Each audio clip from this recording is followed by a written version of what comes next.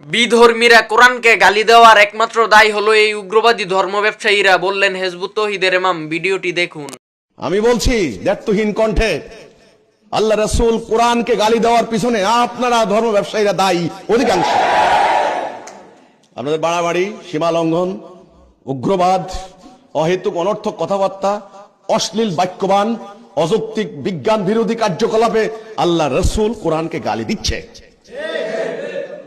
আমি বলি পরিষ্কার করে, আপনারা ঠিক হন, গালি আর দিবে না। দুই কারণে দিবে না। এক, ইসলামের মাহাত্ম্য, শ্রেষ্ঠত্ব, গৌরব যখন দেখবে গালি আর দেবে না, মানুষে তো পাগল না। দুই, রাষ্ট্র ক্ষমতায় যখন ইসলাম থাকবে তখন দুনিয়ার স্বাভাবিক নীতি শ্রেষ্ঠত্বের সামনে মানুষ মস্তক অবনত করতে বাধ্য হয়। এখন আপনার আমলের মধ্যেও হলো দুরাচার, রাষ্ট্রীয় ক্ষমতাও ইসলামে নাই, আপনি মাথা গরম করে আল্লাহরে গালি দিছে যাইয়া ওর বাড়িঘর ভেঙে ফেলাচ্ছেন। এতে করে ওদের সুবিধা হচ্ছে, দুনিয়াময় ওরা একটা মেসেজ দিচ্ছে ইসলামের বিরুদ্ধে। দারুণ